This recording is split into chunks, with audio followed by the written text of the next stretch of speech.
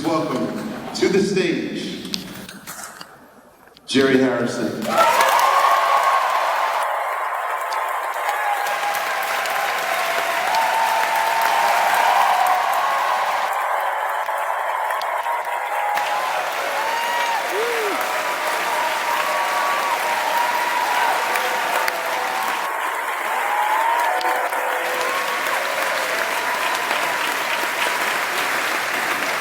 Ladies and gentlemen, please welcome Chris France.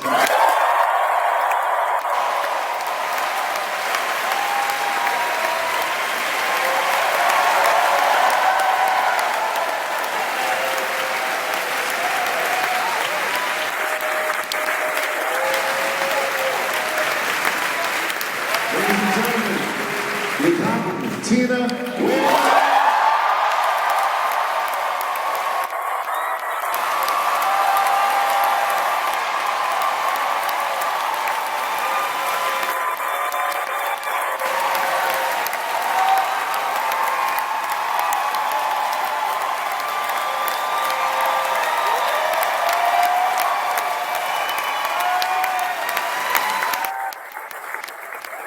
Last but not least, give it up for David Byrne.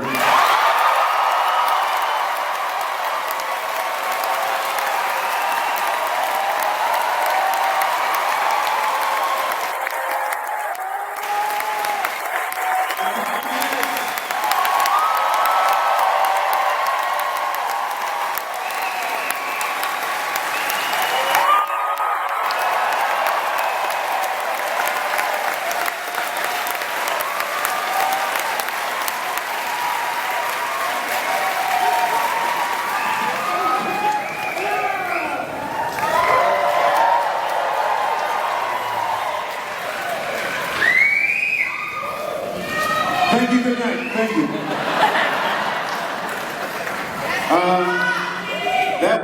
That was indeed a religious experience.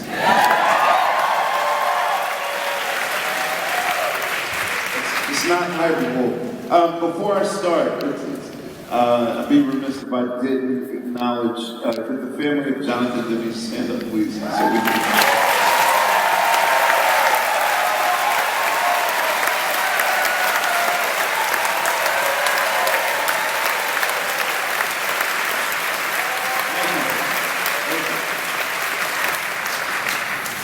There's so many questions I personally want to ask, but also I want to acknowledge, first of all, let me just ask, what is it like to witness or experience this particular film in this context? Because I feel like I just legit, we all have permission to just go home and lie and say we saw a Talking Heads concert.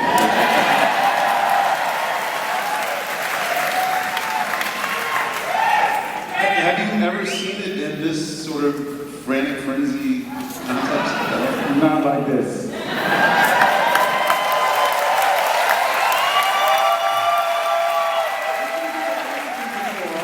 In the aisles, not like this. What happened?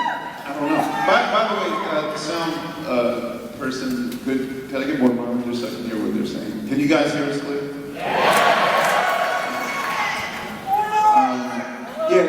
I legit want to go back and remix Summer of Soul, because literally... That's all I was asking, wait, did you guys remix this again? Because I don't remember it sounding this intense. From scratch. I mean, remember this? There are new speaker systems in theaters and at home, both with IMAX and with Dolby Atmos. And we just had to, you have to know where you're going to place everything.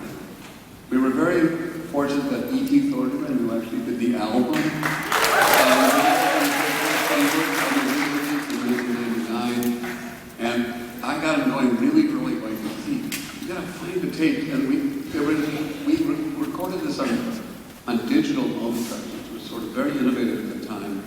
So we did these ones, and they would be in sync, and then they would fall out of sync. It's like, oh, it's the wrong one. But at the same time, he was getting the impression and the placements together. And it still ended up being a rush, so it's like, but we started like 6 months early, and thank God we did. And I hats off to everybody, Mike Minkler, E.T. Thornbridge, and I oversaw it. I was proud to do it, and it was just a labor of love.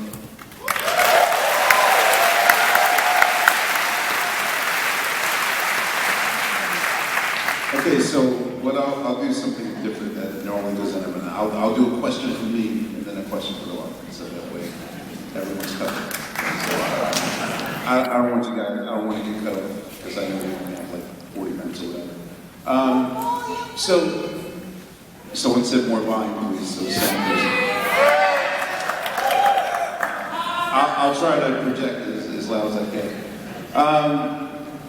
I know that most artists don't like looking in the rearview mirror and capturing moments, especially like when they're living in the present. So, for you, could you just run us through what was the decision to make this film at that time in 1983? Like, as far as I knew, only Scorsese's Last Waltz, or I mean, even Give Me Shelter was a film that was, although it was classic for the wrong reasons. MTV was only 2 years old, you know what I mean? Like, so what was the decision to invest in your legacy? Well, we were doing this tour all across America a couple of times, not just once, but a couple of times. And we were hitting a lot of markets where we hadn't been before, and people were really digging it. The audience response was fantastic. And one day, Jonathan Demme came backstage and he said, "This looks like a movie. We should make a movie." And we said, "Yes, we should."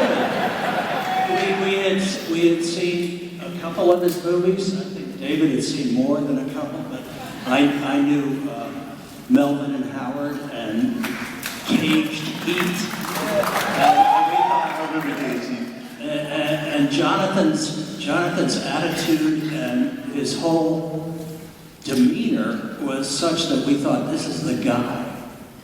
And as a matter of fact, nobody else wanted to do it or offered to.